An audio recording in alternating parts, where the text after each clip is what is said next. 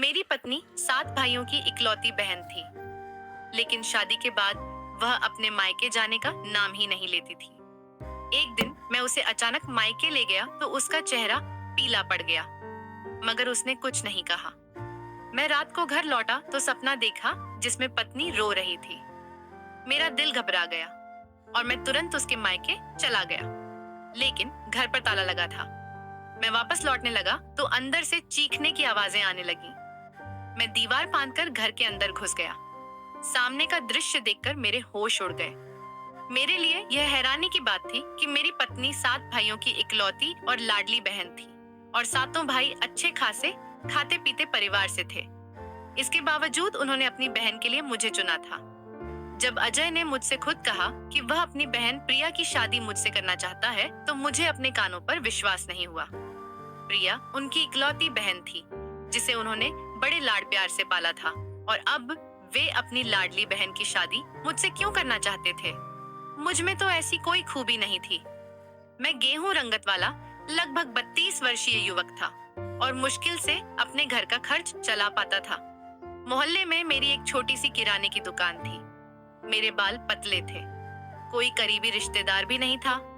कोई भी मुझे रिश्ता देने को तैयार नहीं होता था। कई लोगों से मैंने शादी की बात की, लेकिन वे कहते थे यह अकेला आदमी है, ना कोई आगे है ना पीछे, एक छोटे से एक कमरे के घर में रहता है, छोटी सी किराने की दुकान है, यह तो हमारी बेटी की जरूरतें भी ठीक से पूरी नहीं कर सकता, इच्छाएं क्या पूरी करेगा। मेरे सांवले रंग रूप को देखकर साधारण शक्ल सूरत की लड़की भी मुंह मोड़ लेती थी। और फिर अजय की बहन, उनके परिवार को पूरे मोहल्ले में अमीर और प्रतिष्ठित माना जाता था। आज तक मैंने कभी प्रिया को देखा नहीं था, क्योंकि वह हमेशा अपने चेहरे को चादर से अच्छी तरह ढंक कर आती जाती थी, और फिर अजय की बहन को देखने की हिम्मत मोहल्ले के किसी भी युवक में नहीं थी, क्योंकि उसके सातों भाई बहुत बहादुर और निडर थे। पूरे मोहल्ले में उनका राज था। लोग उनसे डरते थे। सबको पता था कि वह अजय की बहन है, और मुझे तो कभी हिम्मत ही नहीं हुई कि नजर उठाकर भी उसे देखने की कोशिश करूं। असल में राशन मेरी ही किराने की दुकान से जाता था और मैं ही उनके घर तक राशन पहुंचाता था, लेकिन घर के दरवाजे के अंदर आने की अनुमति मुझे कभी नहीं मिली, और यह सिलसिला कई सालों से चला आ रहा था। खैर, मुझे अंदाजा भी नहीं था कि वह अपनी बहन की शादी के लिए मुझसे कहेगा, और वह भी अपनी जुबान से। मैं हैरानी से अजय का चेहरा देख रहा था। मैंने कहा, साहब जी, आपने क्या कहा? वह बोला, मैं अपनी बहन प्रिया की शादी तुमसे करना चाहता हूँ। मैंने हिचकिचाते हुए कहा, मैं कहाँ और आपकी बहन कहाँ? मैं तो खुद को इस लायक नहीं समझता। वो बोला, इसमें हमारी और हमारी बहन की सहमति शामिल है। बस तुम शुक्रवार को दोपहर में गवाहों और पंडित को साथ लाना। यह सुनकर मैं स्तब्ध रह गया। मुझे अभी भी विश्वास नहीं हो रहा था कि जो मैं सुन रहा हूँ, क्या वह सच है? क्या ऐसे भी रिश्ते होते हैं? और क्या ऐसे भी शादियां होती हैं? सब कुछ इतनी जल्दी हुआ कि ऐसा लग रहा था जैसे उन्होंने रिश्ता तय नहीं किया हो, बल्कि मुझे कोई आदेश सुना दिया हो। खैर, मैं अपने घर लौट आया, लेकिन समझ नहीं पा रहा था कि क्या अजय का दिमाग ठीक है, जो अपनी इकलौती और प्यारी बहन की शादी मुझसे कर रहा है, मुझ जैसे गरीब से, जिसे कोई गरीब भी अपनी बेटी देने को तैयार नहीं। यह बात मेरे लिए सोचने लायक और हैरान कर देने वाली थी। मैं आधी रात तक इसी उलझन में सोचता रहा। आखिर वह अपनी बहन की शादी मुझसे क्यों करना चाहता है? फिर मेरे मन में आया, शायद उसकी बहन बहुत सुंदर नहीं है, या उसका कोई रिश्ता नहीं आ रहा। लेकिन फिर भी अगर लड़की सुंदर ना भी हो और उसके पास धन दौलत हो, 7 भाइयों का प्रभाव हो, तो ऐसी लड़की को तो अच्छे रिश्ते मिल ही जाते हैं। तो फिर मुझे ही क्यों चुना गया? मैं आपको यह तो बताना भूल ही गया कि मैं अपने मोहल्ले में सबसे आम शक्ल सूरत वाला नौजवान था। मुझे देखकर लड़कियां अपना चेहरा फेर लेती थीं, माथे पर बल डाल लेती थीं, चेहरे पर नापसंदगी साफ झलकने लगती थी। फिर मेरे जैसे दिखने वाले इंसान को अजय का अपनी बहन के लिए विवाह का प्रस्ताव देना और जोर देना, यह मेरी समझ से बाहर की बात थी। यह रिश्ता मेरे लिए एक पहेली बन गया था। मेरी समझ काम नहीं कर रही थी। आखिर कैसे अजय अपनी इकलौती लाडली बहन का रिश्ता मुझसे कर सकता है, जबकि उसकी बहन के लिए तो अच्छे अच्छे रिश्ते आते होंगे।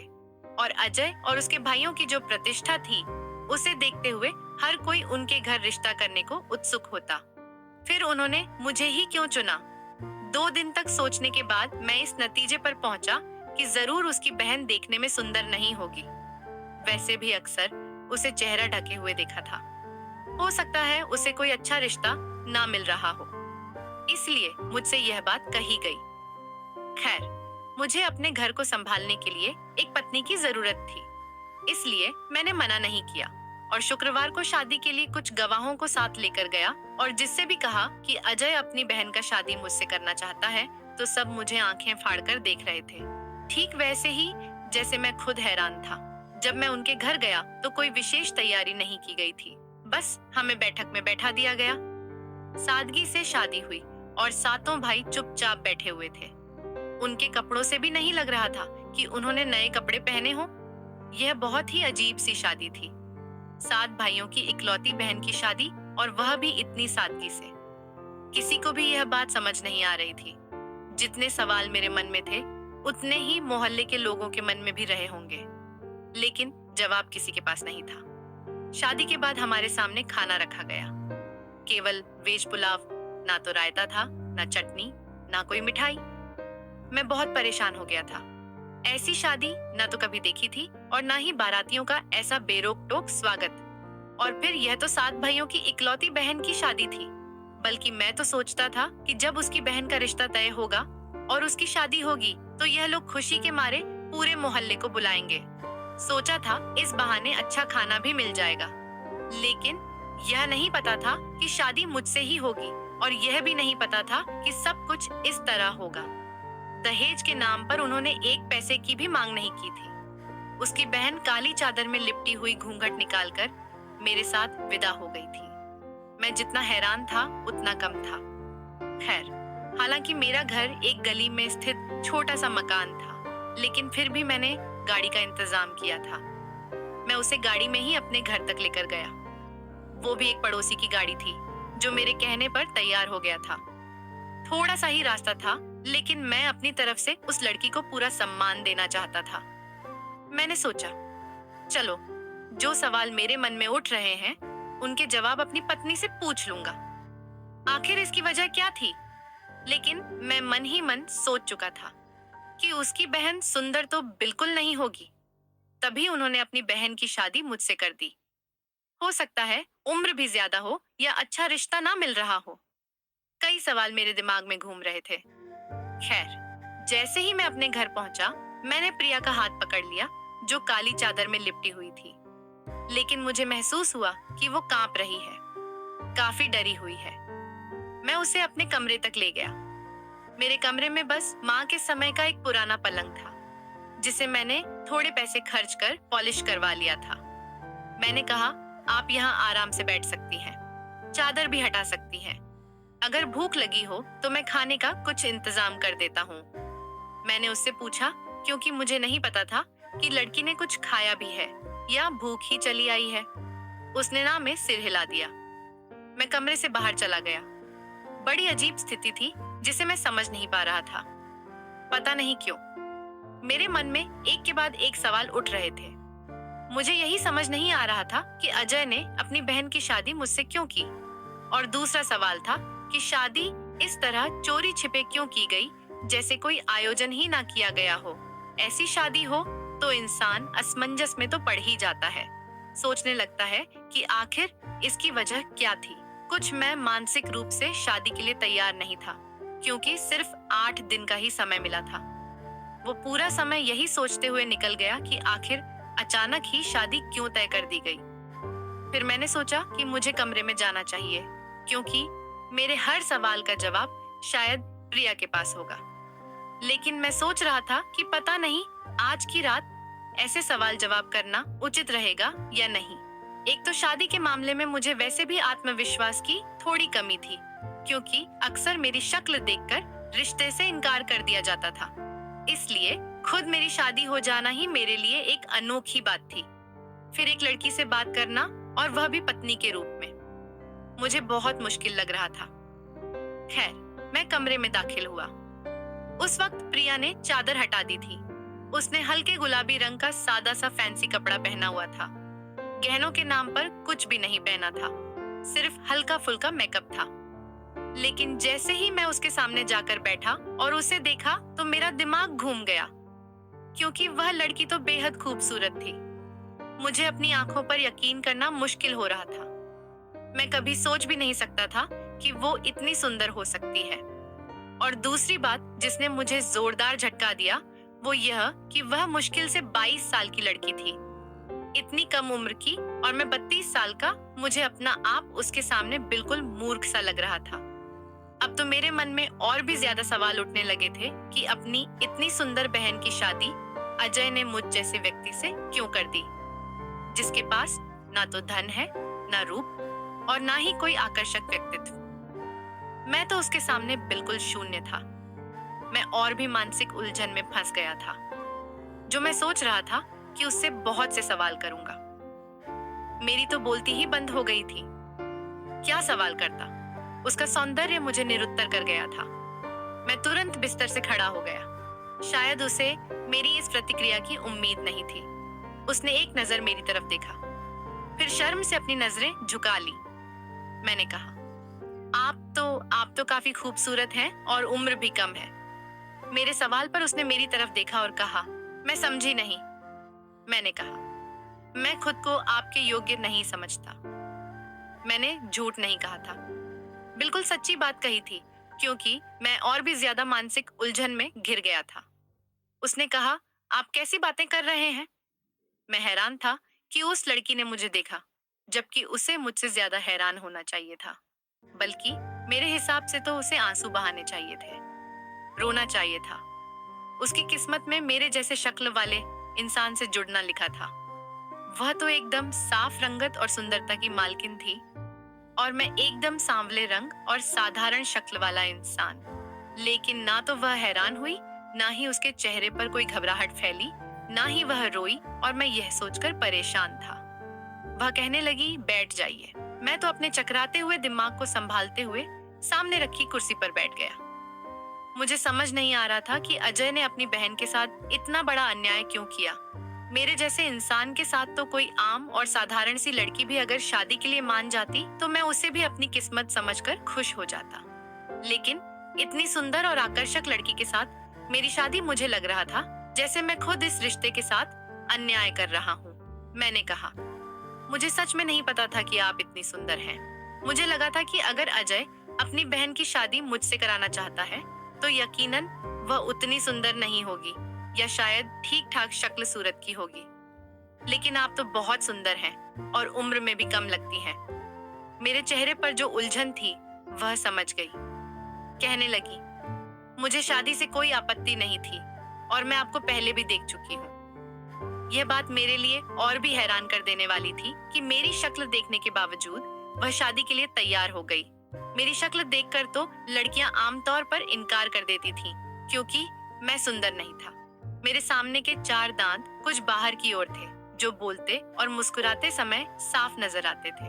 मेरे चेहरे के नक्श भी कुछ खास नहीं थे, एकदम आम इंसान था। मुझ में कोई खास बात नहीं थी। फिर इतनी सुंदर लड़की मुझसे शादी क्यों कर सकती है?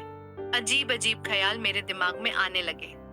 मैं डर गया कि कहीं इस लड़की के साथ कोई हादसा तो नहीं हुआ, कहीं उसे कोई नुकसान तो नहीं पहुंचा। इसीलिए उसके घर वालों ने मेरा चुनाव किया।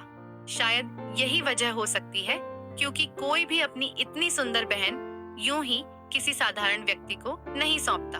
लेकिन यह सवाल प्रिया से पूछते हुए मुझे झिझक महसूस हो रही थी। मैं कुर्सी पर ही बैठा रहा। मैंने कहा, मैं ये बात समझ नहीं पा रहा कि आपके भाइयों ने मेरी शादी आपसे क्यों की। वह कहने लगी, क्यों? क्या आपको इस पर आपत्ति थी? जवाब देने के बजाय वह मुझसे ही सवाल करने लगी। मैंने कहा, मैं इस काबिल कहाँ की आपत्ति करूं, पर मैं समझ नहीं पा रहा हूँ। वह कहने लगी, अगर आपको आपत्ति थी तो आप इनकार कर देते। यह कहते हुए उसका लहजा काफी सख्त हो गया था।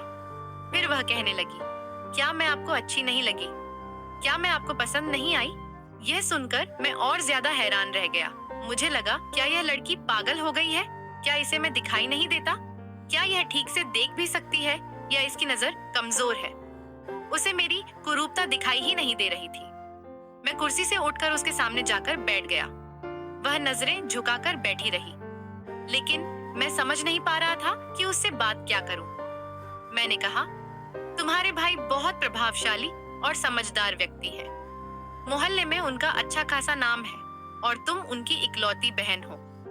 मैंने जहां तक सुना है तुम बहुत लाडली हो। फिर तुम्हारी शादी इतनी सादगी से और वह भी मुझसे कैसे हो गई?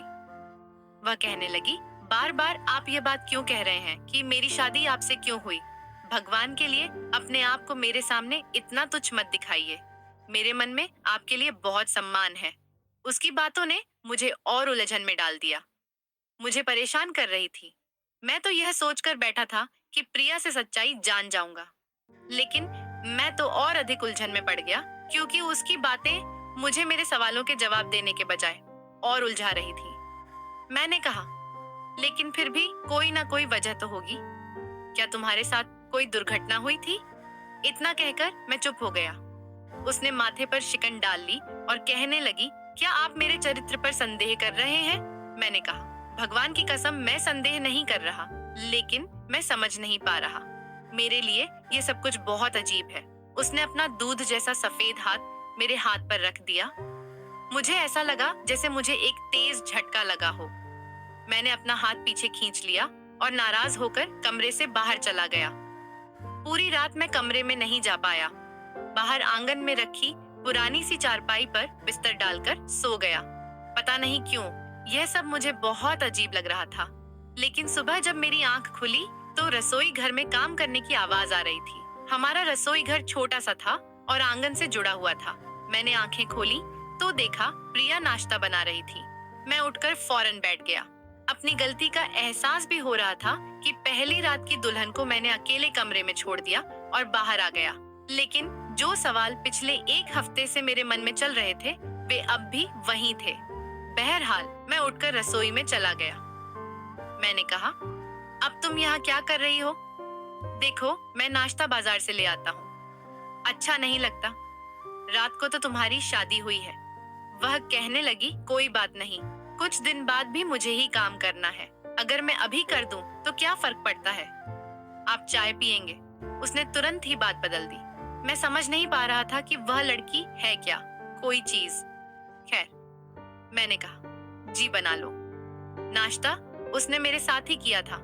मैंने सोचा, जब लड़की को कोई आपत्ति नहीं है तो फिर मुझे भी ज्यादा सवाल जवाब में नहीं पड़ना चाहिए। अगर वह खुश है तो ठीक है, मुझे भी उसे दिल से स्वीकार कर लेना चाहिए। बल्कि अपनी किस्मत पर मुझे तो भगवान का धन्यवाद करना चाहिए। रात को मैंने अपने कमरे में ही सोया था और शादी की रस्म में अपनी पत्नी को मैंने माँ की सोने की अंगूठी पहनाई थी, क्योंकि वही अंगूठी मेरे पास मौजूद थी और वह उस पर खुश भी थी। मुझे लगा कि शादी के अगले दिन मेरे ससुराल वाले आएंगे और रस्म के तौर पर अपनी बेटी को कुछ दिन के लिए अपने घर ले जाएंगे। फिर मुझे जाकर उसे वापस लाना होगा। लेकिन कोई नहीं आया। ना कोई आया, ना ही मेरी पत्नी जाने को तैयार थी। मैंने कहा कि हम एक ही मोहल्ले में रहते हैं, फिर भी चलो, मैं तुम्हें तुम्हारे घर छोड़ देता हूँ। तुम उदास हो गई होगी, तुम्हारे भाई भी तुम्हें देखने के लिए बेचैन होंगे। मेरा यह कहना था कि वह नजरें चुराने लगी। कहने लगी, नहीं, मुझे नहीं जाना। मैंने कहा, क्यों नहीं जाना? तुम्हारा मायका है और मैं तुम्हें तुम्हारे घर जाने से क्यों रोकूंगा? वह काफी घबराई हुई लग रही थी और मैं हैरान था कि अपने ही भाई के घर जाने से वह यूं क्यों डर रही थी। मैंने कहा, ठीक है, अगर तुम नहीं जाना चाहती तो कोई बात नहीं। यह कहते ही उसके चेहरे पर मैंने अजीब सा सुकून देखा। मैं घर में कोई भी नौकरानी नहीं रख सकता था। मेरी इतनी आमदनी नहीं थी और मैं हैरान था कि वह लड़की सारे काम खुद कर लिया करती थी। आज तक मैंने उसकी जुबान से कभी कोई शिकायत नहीं सुनी थी। यहाँ तक कि 2 हफ्ते बीत गए और इस 2 हफ्ते में मैंने कई बार उसे कहा कि अगर वह अपने मायके जाना चाहती है तो मैं उसे छोड़ आता हूँ, लेकिन उसने हर बार साफ इनकार कर दिया। एक बार मैं जल्दी घर आ गया था क्योंकि बारिश शुरू हो गई थी और मेरी दुकान के अंदर पानी भर जाता था। इसलिए मैंने जल्दी से दुकान बंद की और घर चला आया। मैंने देखा कि वह भगवान के पास बैठी जोर जोर से रो रही थी, सिसकियों में डूबी हुई थी। मैं हैरान था कि आखिर उसे क्या हुआ है। मैंने उसे कभी भी इस तरह रोते हुए नहीं देखा था। मेरे मन में अजीब अजीब से सवाल उठने लगे कि जरूर कोई ना कोई बात है जिससे मैं अनजान हूँ। मुझे उसकी हालत समझ नहीं आ रही थी। मैं वहीं खड़ा रहा। जैसे ही उसका रोना खत्म हुआ, अपने आंसू पोंछे और चादर समेटकर पीछे पलटी तो मुझे सामने देखकर वह थोड़ा घबरा गई। कहने लगी, आप जल्दी आ गए। मैंने कहा, हाँ, बाहर बहुत तेज बारिश हो रही है और ऐसे मौसम में दुकान पर कोई भी सामान लेने नहीं आता।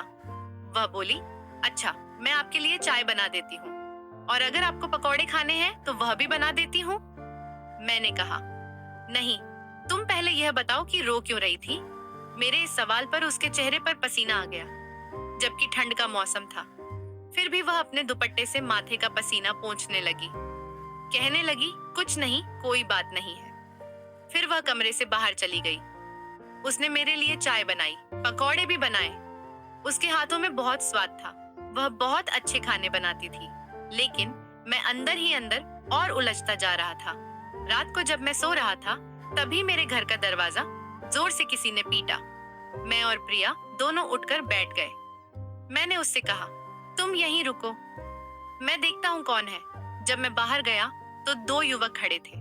उन्होंने कहा, सुरेश भाई, आपकी दुकान में आग लग गई है। ये सुनते ही मेरे होश उड़ गए। मैं नंगे पैर दौड़ पड़ा। मुझे नहीं पता कैसे और कब, लेकिन मेरी दुकान सच में जल रही थी। मेरा बहुत बड़ा नुकसान हो गया था। मेरी एक छोटी सी दुकान थी, लेकिन वह पूरी तरह से जलकर राख हो गई थी। मैं सिर पकड़कर रोने लगा। सोच भी नहीं सकता था कि मेरे साथ ऐसा कुछ हो सकता है। करीब 2 लाख रुपए का सामान था दुकान में, जो सब कुछ जलकर खत्म हो गया। 2 दिन से मैं दुकान पर गया ही नहीं था। जाता भी तो करता क्या? दुकान पर रखने के लिए कुछ भी नहीं बचा था और ना ही मेरे पास पैसे थे। मैं तो उन लोगों में से था जो रोज कमाते थे और रोज खाते थे। मेरी वजह से प्रिया भी बहुत परेशान थी। मैं सिर थामे चारपाई पर बैठा था, तभी उसने मेरा हाथ पकड़ लिया और बोली, सुरेश, क्यों परेशान हो रहे हैं? सब कुछ ठीक हो जाएगा। मैंने कहा, क्या खाक ठीक होगा? दुकान का सामान जल गया। जैसे तैसे घर की दाल रोटी चल रही थी, अब वो भी खत्म हो गई। उसने अपने हाथ की अंगूठी उतारी और मुझे दे दी। मैंने कहा, यह क्या कर रही हो? वो बोली, कोई बात नहीं, आप इसे बेचकर दुकान के लिए थोड़ा सामान खरीद लीजिए। मैंने कहा, मुझे शर्मिंदा मत करो, मैंने तुम्हें दिया ही क्या है? माँ की इस अंगूठी के अलावा तो मेरे पास कुछ भी नहीं था। अगर अब वह भी बेचने को कहोगी तो मेरे लिए यह डूब मरने जैसी बात होगी। यह तुम रखो। मैंने अंगूठी उसे वापस पकड़ा दी। मैं सोच रहा था कि शहर जाकर जहाँ से मैं सामान लाता था, उनसे विनती करूंगा कि कुछ सामान उधार दे दें। मैं धीरे धीरे चुका दूंगा ताकि दुकान चल सके। लेकिन वह कहने लगी, आप ये अंगूठी बेच दें। आप परेशान होंगे तो मैं इस सोने चांदी का क्या करूंगी? पता नहीं कैसी लड़की थी। एक तो खूबसूरत, कम उम्र और ऊपर से एक अच्छे घर से आई थी और उस पर इतना धैर्य, वह भी आज के समय में। मेरे लिए यह बात एक उलझन बन गई थी। मैं उसके इरादों पर शक नहीं कर रहा था, खुदा ना करे। खैर, मैंने वह अंगूठी ली, शहर गया और उसे बेच दिया। मुझे नहीं पता था कि माँ ने 1 तोले की अंगूठी इतनी संभाल कर रखी थी। मुझे उस अंगूठी के 80,000 रुपए मिले। मैंने उससे सामान खरीदा और अपनी दुकान में रख दिया। लेकिन अब भी कुछ और पैसों की जरूरत थी। जैसे तैसे घर चल रहा था, लेकिन मुझ पर कुछ कर्ज भी था। मैंने बहुत मिन्नतें की कि मैं कर्ज चुका दूंगा, लेकिन वो लोग मानने को तैयार नहीं थे। वे मेरे घर के दरवाजे पर आकर गालियां देकर गए, बुरा भला कहकर चले गए। जब मैं अंदर आया तो प्रिया रो रही थी। वह बोली, काश मेरे पास कुछ और होता तो मैं आपकी खातिर वह भी बेच देती। मैंने कहा, तुम क्यों परेशान हो रही हो? मैं सब संभाल लूंगा। फिर मैंने सोचा कि रोज रोज उसे इस दुख में देखकर मुझे उसे उसके मायके छोड़ देना चाहिए, क्योंकि मेरी वजह से वह बहुत परेशान रहने लगी थी। हर समय रोती रहती थी। मैंने उससे बिना पूछे ही कहा, तैयार हो जाओ। वो कहने लगी, क्यों, कहाँ जाना है? मैंने कहा, किसी से मिलने जाना है। उसने तुरंत अपनी चादर ओढ़ ली। मैं चुपचाप उसे उसके घर के पास छोड़ने ले गया। दरवाजे के पास जाकर वह मुझे हैरानी से देखने लगी, लेकिन तब तक मैं दरवाजा खटखटा चुका था। दरवाजा अजय ने खोला था, लेकिन जैसे ही उसने प्रिया को देखा तो उसके माथे पर शिकन आ गई। उसने मुझे देखा और एक तरफ हट गया। कहने लगा, अंदर आओ। बाहर क्यों खड़े हो तुम लोग? हम दोनों अंदर चले गए। मेरे सामने सिर्फ एक सादा पानी का गिलास रखा गया और प्रिया यह देखकर सबको घूर घूर कर देख रही थी। मैंने सादा पानी ही पिया, मैंने कहा। असल में मैंने सोचा शादी को 1 महीना हो गया है, आप लोग उदास हो गए होंगे, इसीलिए मैं प्रिया को यहाँ छोड़ने आया था। कल आकर ले जाऊंगा। किसी भी तरह की गर्मजोशी का कोई प्रदर्शन नहीं किया गया। बहरहाल मैं सिर्फ 15 मिनट रुका और किसी ने मुझे चाय तक नहीं पूछी, मिठाई तक नहीं दिखाई गई। मैं वापस अपने घर आ गया, लेकिन जैसे ही रात को सोने के लिए लेटा, आंखों के सामने प्रिया का रोता हुआ चेहरा आ रहा था। पता नहीं क्यों। बहरहाल मैंने अपने आप को झटका दिया और सो गया। लेकिन मैंने सपना देखा कि वो रो रही है और कह रही है, सुरेश मुझे बचा लो, यह लोग मुझे मार डालेंगे। मैं अचानक उठ बैठा। मेरा दिल जोर जोर से धड़क रहा था। मैं तुरंत उठा, चप्पल पहनी, अपनी गर्म शॉल ओढ़ी और प्रिया के घर पहुंच गया। लेकिन मैं हैरान रह गया क्योंकि वहां ताला लगा हुआ था। आज तक ऐसा कभी नहीं हुआ था कि उनके घर पर ताला लगा हो। अगर 1-2 भाई घर पर ना भी होते तो बाकी जरूर होते, उनकी पत्नियां और बच्चे, लेकिन आज सब गायब थे। मैंने सोचा पता नहीं कहाँ गए हैं, और प्रिया ने भी मुझे कुछ नहीं बताया। उसके पास फोन था, वो कॉल करके बता सकती थी कि हम लोग कहीं जा रहे हैं। जैसे ही मैं पलटा, मुझे अंदर से किसी के रोने और सिसकने की दबी दबी आवाजें सुनाई दी। मेरी तो जान ही निकल गई। मैं लंबी लंबी दीवारें झांकने की कोशिश करने लगा, लेकिन कुछ नजर नहीं आ रहा था। मैंने सोचा मुझे अंदर देखना चाहिए। वहां एक लकड़ी का टुकड़ा था जो दरवाजे के पास दीवार से लगा हुआ था। काफी ऊंचा था, लेकिन मैं उस लकड़ी के सहारे ऊपर चढ़ा और दीवार फांदकर जैसे ही नीचे कूदा, सामने का दृश्य देखकर मेरे होश उड़ गए। घर का आंगन काफी बड़ा था और उसके किनारे कुछ खाली जगह थी जहां गीली मिट्टी पड़ी रहती थी। वहां पर एक गड्ढा खोदा जा रहा था और प्रिया के मुंह और हाथ पीछे की ओर बंधे हुए थे। वो मुझे देख रही थी। उसके भाइयों ने उसे पकड़ रखा था और उसे उस गड्ढे में फेंकने की तैयारी कर रहे थे। यह देखकर मेरे होश उड़ गए। फिर मैंने बिना कुछ सोचे समझे अजय और उसके भाइयों को मारना शुरू कर दिया। मैंने कहा, हटो पीछे, यह क्या कर रहे हो तुम लोग? वे कहने लगे, इसके साथ साथ तुम्हें भी मार डालेंगे, यहाँ से चले जाओ। मैंने कहा, तुम लोगों को शर्म नहीं आती? पता नहीं क्यों जब मैं अचानक वहां पहुंच गया, तब अपनी पत्नी के साथ ऐसा अत्याचार और ज्यादती होते देख मेरा दिल बहुत बेचैन हो रहा था। मैंने कहा, मेरी पत्नी को छोड़ दो, वरना मैं शोर मचा दूंगा। शायद मेरी इस धमकी से वे कुछ घबरा गए थे। उन्होंने जैसे ही प्रिया को छोड़ा, प्रिया भागते हुए मेरे पास आ गई। वह बहुत डरी हुई थी। मैंने पूछा, तुम लोग ये सब क्यों कर रहे थे? वे कहने लगे, यह अभागिन हमसे संपत्ति में हिस्सा मांग रही है। हम पहले भी इसे बता चुके हैं कि बेटियों का कोई हिस्सा नहीं होता। हमारे यहाँ बेटियों को कभी भी विरासत में कोई हिस्सा नहीं दिया जाता। लेकिन यह कह रही थी कि यह अदालत जाएगी और अपना हिस्सा जरूर लेगी। हिस्सा ना देने के लिए ही हमने इसकी शादी तुम जैसे व्यक्ति से की थी। हमें पता था कि अगर इसका पति पढ़ा लिखा होगा तो वह इसके साथ खड़ा होकर हमसे संपत्ति की मांग करेगा। अदालत जाएगा, लेकिन हम जानते थे कि तुम कमजोर हो, कम पढ़े लिखे हो, इसलिए तुम कभी हमारे सामने खड़े नहीं हो पाओगे, कभी भी हिस्सा नहीं मांगोगे। उनकी बात सुनकर मुझे बहुत दुख हुआ। मैंने प्रिया का हाथ पकड़ा और उनसे कहा, दरवाजा खोलो, मुझे बाहर जाना है। उनका एक भाई दीवार फांदकर बाहर गया और ताला खोला। मैं प्रिया को घर वापस ले आया। वह बहुत रो रही थी। मैंने उसके मुंह पर बंधी पट्टी खोल दी। घर आकर उसके हाथ भी खोल दिए। मैंने उससे पूछा, तुम क्यों मांग रही हो हिस्सा? क्या तुम बहुत परेशान हो? वह कहने लगी, हाँ, मैं बहुत परेशान हूँ और सिर्फ अपना अधिकार मांग रही हूँ। मेरे भाई दुनिया के सामने दिखाते थे कि वे मुझसे बहुत प्यार करते हैं, मेरा बहुत ख्याल रखते हैं, लेकिन असल में उन्हें सिर्फ संपत्ति से प्यार था। मैंने कहा, उन्होंने तुम्हारे साथ अच्छा नहीं किया, मुझ जैसे व्यक्ति से शादी कर दी। वह बोली, पहले मैं भी यही समझती थी, लेकिन अब मैं खुद को सौभाग्यशाली मानती हूँ, क्योंकि आप बहुत अच्छे इंसान हैं। आपका दिल बहुत नेक है, लेकिन मैं अपने भाइयों को अपना अधिकार हड़पने नहीं दूंगी। मैं अपने हक के लिए लड़ूंगी। उन पर मुकदमा करूंगी और अपना हिस्सा लेकर रहूंगी।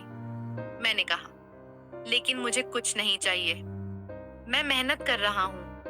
भगवान मुझे फल देगा और धैर्य रखने वालों की मदद हमेशा भगवान करता है। और वही हुआ।